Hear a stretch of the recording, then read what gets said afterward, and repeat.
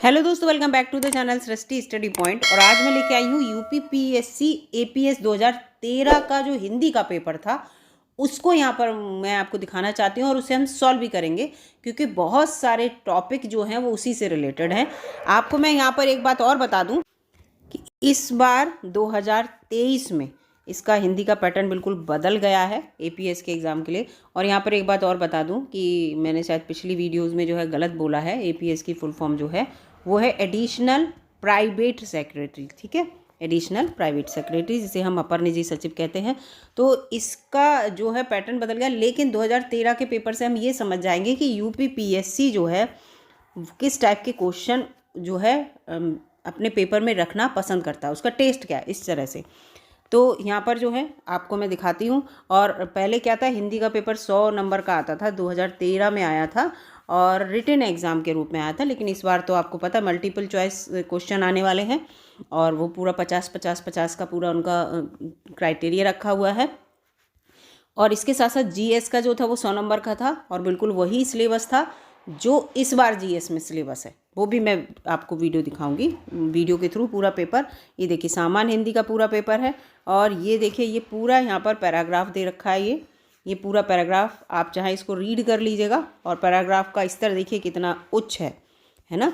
तो इस तरह के पैराग्राफ के लिए बिल्कुल रेडी रहिए आप कि इस तरह का पैराग्राफ जो है आपको देखने को मिलेगा, है ना। और अब देखिए इसके क्वेश्चन आंसर ये इस तरह से आए हैं, ठीक है। लेकिन आपको क्या मिलेंगे, अब की बार एमसीक्यू के फॉर्म में मिलेंगे कि गद्यांश में उचित शीर्षक आप क्या रखना चाहते हैं। 4 आपको ऑप्शन दे दिए जाएंगे, कौन सा आपको सही लग रहा है।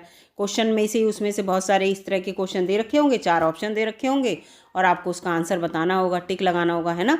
तो क्वेश्चन का लेवल ये देखिए। इसके बाद पैराग्राफ में देखिए फिर दूसरा एक, इसको थोड़ा उन्होंने क्या, इसको क्योंकि रिटन एग्जाम था पहले तो इसका पूरा इन्हें सारांश लिखने को कहा था। तो ये देखिए ये पैराग्राफ भी आपको खुद दिख रहा है कि कितना जो है काफ़ी अच्छे स्तर का पैराग्राफ इन्होंने दे रखा है। तो यहाँ पर ये चीज़ मैं आपको दिखाना चाह रही थी। अब देखिए अब आ जाते हैं यहाँ पर मुहावरे और लोकोक्तियाँ जो कि इस बार भी आएंगे, इस बार आएंगे, लेकिन आपको 4 ऑप्शन दिए रहे होंगे और उनका क्या होगा, आपको उन चारों में से एक उसका आंसर रहेगा। इसमें क्या था, रिटन एग्जाम में आपको खुद बताना था। तो जैसे इनका है 8-8 आंसू रोना। 8-8 आंसू रोना का मतलब होता है बुरी तरह पछताना। यहाँ पर मैं आपको बता दे रही हूँ, लिख दे रही हूँ, बुरी तरह पछताना जो होता है वो होता है 8-8 आंसू रोना।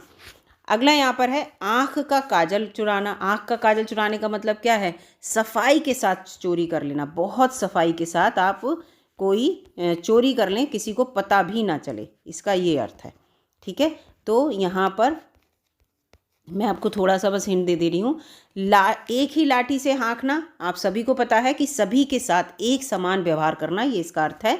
खटाई में पड़ना, खटाई में पड़ने का ये होता है कि काम का लटक जाना है, यानी कि काम हमारा हो ही नहीं रहा, खटाई में पड़ गया। या कुछ निश्चित ना हो पाना, कोई आपने काम अपना शुरू करने की सोची है या किया है तो आपका वो खटाई में पड़ा हुआ है, कुछ निश्चित नहीं हो पा रहा है। इसके बाद है अंधा पीसे कुत्ता खाए। इसका मतलब है कि परिश्रम कोई और करे और लाभ इसका कोई और उठाए, ठीक है। परिश्रम कोई करे, लाभ कोई और उठाए।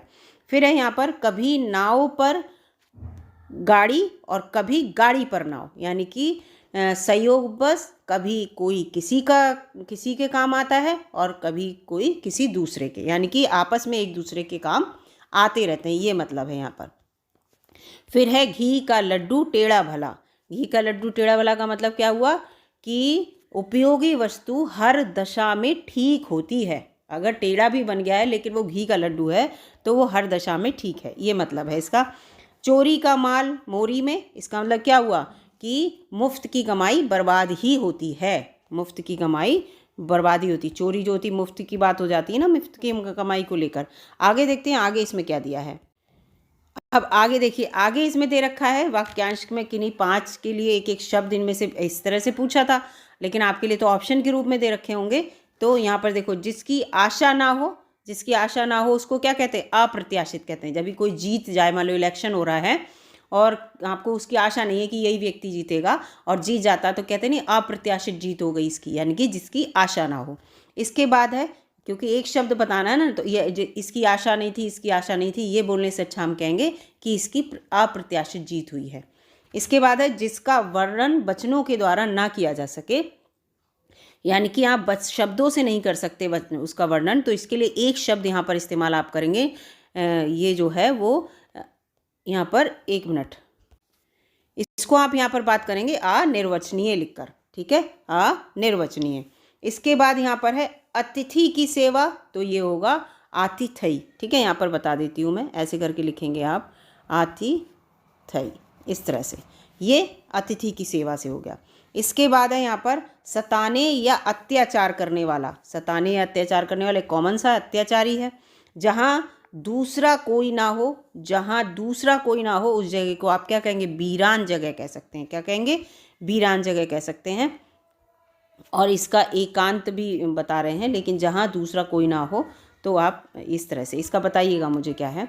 अगला है अपने कर्तव्य का निश्चय ना कर सकने वाला, तो उसे क्या कहेंगे, किम कर्तव्य विमूढ़। ये बहुत एग्जाम में आता है। अपने कर्तव्य का निश्चय ना कर सकने वाला होता है किम कर्तव्य विमूढ़। इसके बाद है अंगूर से बना आसव, अंगूर से बना आसव को कहते हैं द्राक्षासव, ठीक है, द्राक्षासव। जो बहुत बेकार प्रकार की मदिरा होती है उसके बारे में इसको कहा जाता है, तो ये द्राक्षासव है। क्या है, इसको क्या कहेंगे, द्राक्षासव कहेंगे, अंगूर से बना आसव। इसके बाद है बराबरी करने की या आगे बढ़ने की जो होड़ होती है उसको हम कहते हैं प्रतिस्पर्धा। यहाँ लिखा भी है, और प्रतिस्पर्धा होती है कि मैं इससे आगे निकल जाऊँ, मैं इसके आगे निकल जाऊँ, और ये होनी भी चाहिए, कंपटीशन बना रहता है, ठीक है। इसके बाद यहाँ पर ये देखिए शब्द इनको शुद्ध करने की बात कही गई है, और ये आएंगे शब्द शुद्धि आपके में। शेक्सपियर के कई नाटक हरिवंश राय बच्चन के द्वारा अनुवादित हैं, तो यहाँ पर ये होगा शेक्सपियर के कई नाटक हरिवंश द्वारा अनुवादित किए गए थे, हैं नहीं, ठीक है, इस तरह से, तो यहाँ गलती है।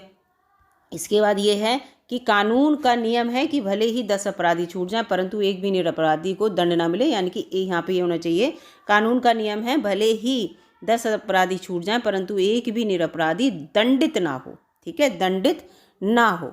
फिर इसके बाद महान व्यक्तियों की सौजन्यता विस्मय विमुख कर देती है, तो यह विस्मय विमुख गलत, विमुग्ध, जो विस्मय विमुग्ध है यहाँ पर गलती है, ठीक है। इसके बाद आगे जो है ये है विगत दिनों भारत के प्रधानमंत्री ने मॉरिशस के फीनिक्स शहर में विश्व हिंदी सचिवालय का शिलान्यास रखा नहीं, शिलान्यास किया होगा, ठीक है, शिलान्यास किया होता है। इसके बाद यहाँ पर है इस वाले का जो अर्थ है ये मुझे बताइएगा, मुझे थोड़ा कंफ्यूजिंग लग रहा है। अगला है यहाँ पर इतिहास में कितने ही निर्दयी शासकों का उल्लेख मिलता है, तो इतिहास में अनेकों निर्दयी शासकों का उल्लेख मिलता है। फिर यहाँ पर यह है कि यह सुंदर मूर्ति किस मूर्तिकार ने अंकित की है, यहाँ पर ये गलत है, ठीक है। अंकित करने का मतलब तो किसी पर आप कुरेद कर कुछ लिख रहे हैं, ये गलत है। इसके बाद है किसी ने पूरे कुएं में भांग घोल दिया, नहीं घोल दी, ये गलत है। प्यास से मेरा ओंठ नहीं मेरा गला होगा, सूख रहा है, ठीक है, मेरा गला सूख रहा है, तो इस तरह से यहाँ पर सही। वहाँ आपके लिए आराम रहेगा क्योंकि वहाँ पर आपको 4 ऑप्शन मिलेंगे। 2023 में इतना ये सही है इस बार कि आपको 4 ऑप्शन मिलेंगे। नीचे दिए गए शब्दों में से किन्हीं 5 के जो है विलोम शब्द लिखने हैं, तो ये तो उस समय का एग्जाम है, लेकिन इस समय मैं आपको बता रही हूँ सहयोगी है। सहयोगी का क्या होगा, प्रतियोगी होगा, सहयोगी का हमेशा प्रतियोगी होगा। संकल्प का विकल्प होगा, ठीक है, और शुल्क का निशुल्क होगा, शुल्क का क्या होगा, निशुल्क होगा। सदय, सदय का होगा निर्दय, सदय का क्या होगा, निर्दय होगा, तो इस तरह से ये है। इसके बाद है मितव्ययी का क्या होगा, अपव्ययी होता है, ज़्यादा खर्च करने वाला, मितव्ययी कम खर्च वाला। कलुषित का होगा निष्कलुष, ठीक है, निष्कलुष, कलुषित माने जो होता है जो जिस पे कलंक लगा हो, तो ये निष्कलुष होगा। यहाँ पर है गणतंत्र का क्या होगा, राजतंत्र होगा, है ना, राजतंत्र होगा। और कुलदीप का क्या होगा, कुलदीप का होगा कुलांगर, कुलदीप का क्या होगा, कुलांगर। तो इस तरह से, तो यहाँ पर ये जितने भी ये क्वेश्चन थे तो आपको मैंने यहाँ पर बता दिया, इतने ही ये पूरा पेपर था। इसके बाद ये पेपर नहीं है यहाँ पर, इसके बाद हाँ नहीं है। इसके बाद ये 500 जो निबंध है वो निबंध के ऊपर है, ये आपको आपके इतने का ये तो आएगा नहीं इस बार निबंध वगैरह, तो इतना ही ये पेपर था बस।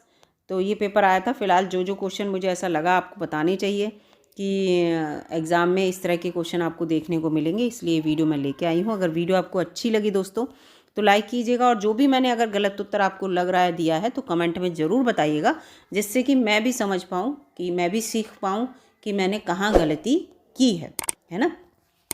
वीडियो अगर अच्छी लगी तो लाइक कीजिएगा, चैनल पर नए हो एक बार फिर से कह रही हूँ सब्सक्राइब कर लीजिएगा, दोस्तों में शेयर कर दीजिएगा। मिलूंगी अगली वीडियो में, तब तक के लिए नमस्कार दोस्तों।